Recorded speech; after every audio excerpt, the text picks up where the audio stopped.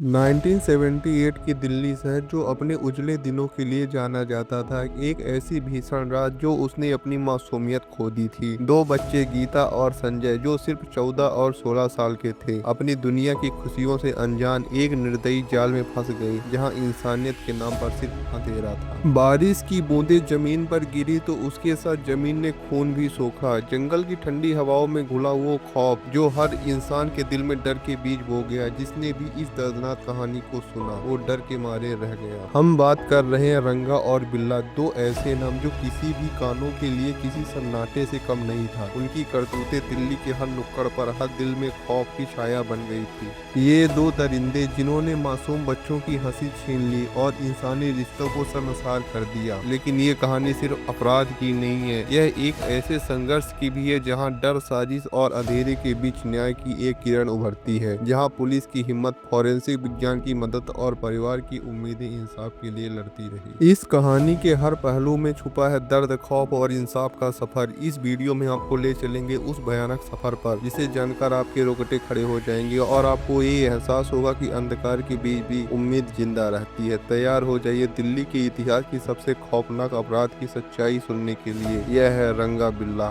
Case. नमस्कार दोस्तों, education club में आपका स्वागत है। अगर वीडियो पसंद आए तो चैनल को लाइक, शेयर और सब्सक्राइब करना मत भूलिएगा। 26 अगस्त 1978 दिल्ली की वो सुबह जो देखने में बिल्कुल आम थी। सूरज निकला था, लोग अपने काम पर जा रहे थे और ऑफिसर इनक्लेव के घर में दो बच्चे गीता और संजय तैयार हो रहे थे। गीता समझदार बड़ी बहन थी और संजय मासूम, शांत, अपनी बहन पर पूरा भरोसा करने वाला उसका छोटा भाई। उनके पिता जो भारतीय नौसेना के अधिकारी थे, उन्हें रेडियो स्टेशन पर एक कार्यक्रम में भेज रहे थे। इसे पता था कि ये आखिरी विदाई उनकी होगी। दोनों बच्चे कार से बाहर निकले, तभी बारिश चालू हो गई और अचानक कार भी बंद हो गई। दोनों बच्चे कार से बाहर निकले, सड़क सुनसान थी, बारिश बढ़ती जा रही थी और मदद दूर दूर तक नजर नहीं आ रही थी। यही वह पल था जब किस्मत ने उनकी पीठ में पहला खंजर घोंपा। तभी एक कार आकर रुकी और अंदर बैठे थे दो आदमी जिनका नाम था रंगा और बिल्ला। उन्होंने खुद को मददगार बताया, मीठी आवाज में कहा, हम छोड़ देंगे, चिंता मत करो। गीता को कुछ ठीक नहीं लग रहा था, लेकिन बारिश, डर और मजबूरी की वजह से उसने हाँ कर दिया और उनके साथ कार पे बैठ गई। और उसी पल सब कुछ बदल गया। कार की रफ्तार बढ़ती रही, कार ने रास्ता बदल लिया, दिल्ली की रोशन सड़कों से दूर अंधेरे की तरफ। बच्चों ने इसका विरोध किया, रोने लगे, मदद की गुहार लगाई, लेकिन उस कार में अब इंसान नहीं, दरिंदे बैठे थे। कार आगे चलकर जंगल की ओर निकली, जहाँ कार दिल्ली की रिज के उस जंगल में रुकी जहाँ आज हवा भी डर की कहानी सुनाती है। उस रात दो बच्चों की जिंदगी बेरहमी से छीन ली गई। कोई कैमरा नहीं था, कोई गवाह नहीं था, सिर्फ अंधेरा और दो मासूम शरीर। अगली सुबह जब सूरज निकला तो उसने दिल्ली को एक डरावनी सच्चाई दिखाई। जंगल में दो लाशें मिली और यहीं से पूरा देश हिल गया। लेकिन सवाल यह था, ये दरिंदे कौन थे? उन्होंने ऐसा क्यों किया और क्या उन्हें कभी सजा मिलेगी? सुबह हो चुकी थी, लेकिन दिल्ली के लिए कोई आम सुबह नहीं थी। अखबार छपने से पहले ही खबर आग की तरह फैल चुकी थी। रिज के जंगल में दो बच्चों की लाशें मिली हैं। अब पुलिस मौके पर पहुंची तो हवा भी जैसे सांस लेना भूल चुकी थी। रिज का वही जंगल जहां रात को इंसानियत मारी गई थी। जमीन पर खून के धब्बे थे, कपड़े बिखरे हुए थे और पास में पड़े थे दो मासूम शरीर, बिल्कुल शांत। उस शांति में से एक चीख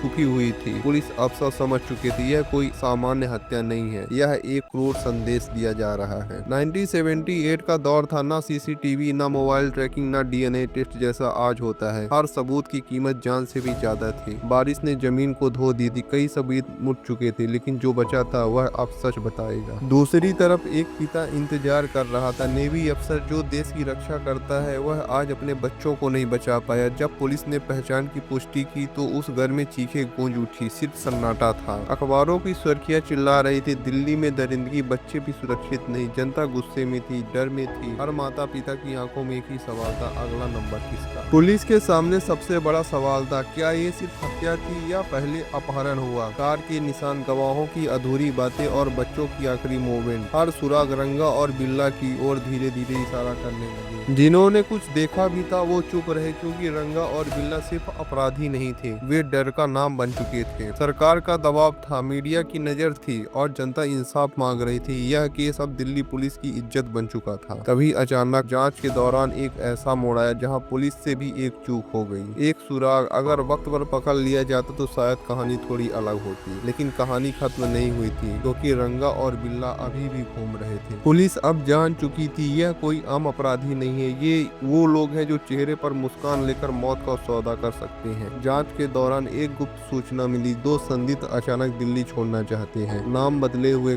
कपड़े साधारण, लेकिन चाल में घबराहट। रंगा और बिल्ला को लग रहा था कि वे सिस्टम से तेज निकल जाएंगे, लेकिन उन्हें नहीं पता था इस बार पुलिस उनसे एक कदम आगे थी। कालका मेल, वो ट्रेन जिसे उन्होंने आजादी की सवारी समझा। अचानक ट्रेन के डिब्बे में पुलिस की एंट्री होती है और एक पल में हथकड़ियां। भीड़ समझ ही नहीं पाई कि ये दोनों आम से दिखने वाले आदमी भारत के सबसे खौफनाक अपराधियों में बदल चुके थे। पहली रात, ना कोई चीख ना कोई गुस्सा, बस एक अजीब सा सन्नाटा। रंगा कुर्सी पर ऐसे बैठा था जैसे कुछ हुआ ही ना हो। बिल्ला बार बार पानी मांग रहा था। पूछताछ के दौरान ना कोई मारपीट, ना कोई जबरदस्ती, सिर्फ सवाल और चुप्पी। हर सवाल उनके दिमाग में एक दरार डाल रहा था। कुछ घंटों बाद पूछताछ तेज होती हुई और बिल्ला डरकर बोला, हमें लगा था कोई हमें नहीं पकड़ सकता, और यही पहली बार सच बाहर आया। इसके बाद बिल्ला ने पूरी कहानी बता दी, कैसे बच्चों को भरोसा दिलाया गया, कैसे कार मोड़ी गई, कैसे जंगल में ले जाया गया और कैसे इंसानियत को मार दिया गया। इस घटना को देखते हुए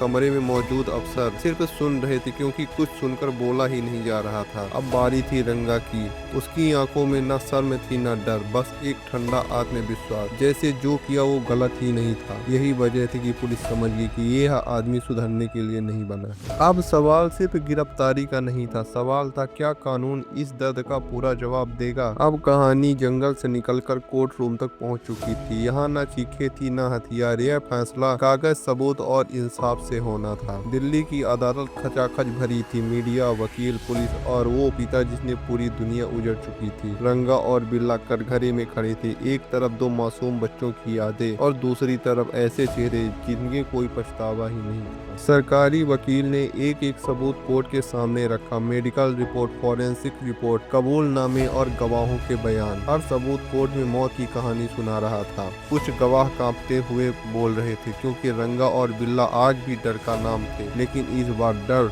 सच से बड़ा नहीं था। बचाव पक्ष ने तकनीकी खामियां खोजने की कोशिश की, लेकिन सच बहुत भारी था। हर सवाल उन्हीं पर वापस गिर रहा था। रंगा कभी मुस्कुरा देता, कभी नजरें फेर लेता। कोर्ट में पहली बार खुलकर देखा कि यह इंसान एक बहुत बड़ा अपराधी सिद्ध हो चुका था। जब मेडिकल एक्सपर्ट ने कहा, हत्या का तरीका बताया, जो कि काफी खतरनाक बताया गया, कई लोग नजरें झुक गए और माँ बाप रो पड़े। पूरा देश फैसले का इंतजार कर रहा था। रेडियो, अखबार, हर जगह एक ही सवाल, क्या इंसाफ मिलेगा? जज अदालत में सभी सबूतों को देखकर यह पाया कि आरोपी पूरी तरह दोषी है। फिर वो शब्द आया जो इतिहास बन गया, रंगा और बिल्ला दोनों को सजाए मौत मिली। कोर्ट में कोई खुशी नहीं थी, सिर्फ एक भारी सुकून था। कुछ बोले इंसाफ हुआ, कुछ बोले दर्द कभी खत्म नहीं होगा, लेकिन कहानी अभी पूरी नहीं हुई थी। कोर्ट का फैसला आ चुका था, लेकिन मौत तुरंत नहीं आती। रंगा और बिल्ला अब कानूनन मरे हुए इंसान थे, बस सांसें चल रही थी। जेल की दीवारें, जहाँ समय रुक जाता है। तिहाड़ जेल, ऊंची दीवारें, भारी सन्नाटा। यहाँ दिन और रात एक जैसे लगते हैं। यहाँ इंसान खुद से बातें करता है। रंगा अब भी शांत था, ना पछतावा ना अफसोस। जैसे उसने जो किया उसे है वह अपराध ही नहीं मानता था। जेल अधिकारियों ने बाद में कहा उसकी आंखों में डर नहीं था, लेकिन बिल्ला जो हर रात चिल्लाकर उठ जाता, उसे सपने में वही जंगल दिखता, वही बच्चे, वही चीखे। अब पहली बार उसे समझ में आया कि मौत कैसी होती है। फिर आती है वह रात जिसके बाद कोई सुबह नहीं थी। रंगा और बिल्ला 2 अलग अलग कोठरियों में बंद थे, एक बिल्कुल शांत, दूसरा कांपता हुआ। जब सूरज निकलता है तो 2 जिंदगियां खत्म होने वाली थी, काला कपड़ा, फंदा और एक आखिरी संदेश। रंगा और बिल्ला दोनों को फांसी दे दी गई। कानून ने अपना काम कर दिया, लेकिन क्या गीता और संजय वापस आ गए? क्या उनके माता पिता कभी पहले जैसे हो पाएंगे? अगर वीडियो आपको पसंद आए क्राइम टू स्टोरी, तो हमारे चैनल को लाइक, शेयर और सब्सक्राइब करना मत भूलिए।